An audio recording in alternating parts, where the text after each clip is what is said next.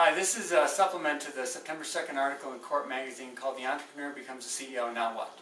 And in the article I talk about how those specific moments that kind of remind the entrepreneur that, hey, maybe this business needs more than what I'm giving it. But over the next few minutes I'd like to really more focus on the specific moves that an entrepreneur can make to successfully make that transition becoming the CEO. I think the first thing I'd like to bring up, and this is really something from Vern Harnish, who's probably the guru of startups and growth companies, and one of the things he talks about is how 96% of companies have less than 10 employees. And one of the reasons he points out that happens is that many entrepreneurs do not want to work with or for people, and they choose not to grow their businesses beyond 10 people, and that's okay. But what I'd like to do is, for those of you who are out there who say, I want to make that transition to the CEO, I want my company to grow larger, what can I do? Here's a couple things I'd like to take a deeper dive into. First thing is, you're going to have to depend on others to do work. And depending on others means delegating and not directing. Here's an example of the difference of that.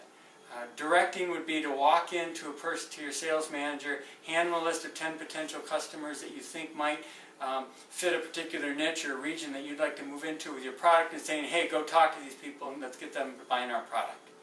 Delegating means going in and saying, hey, I have an idea. I envision that maybe this product might work here. Here's some people I was thinking about. Could you spend 24 or 48 hours thinking about it, and let's sit down in a room and figure out what we can do to at least try to get into this market, maybe successfully move into this market. So that's the difference between delegating and directing. Another thing is comfort in not knowing everything every day.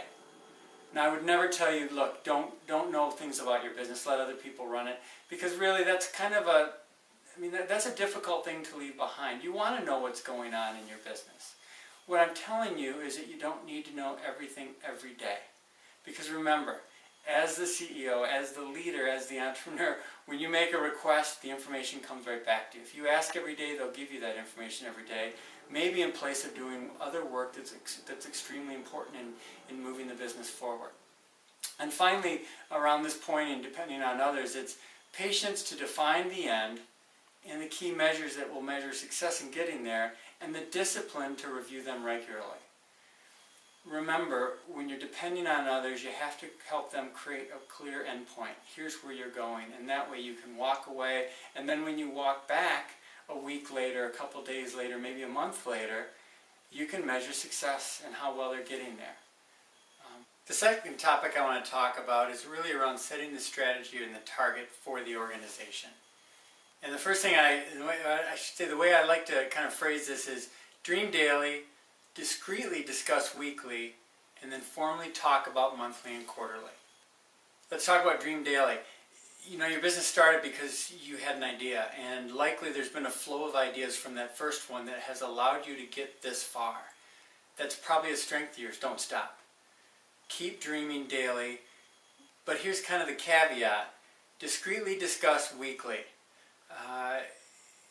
When you have an idea, don't just automatically take it to someone.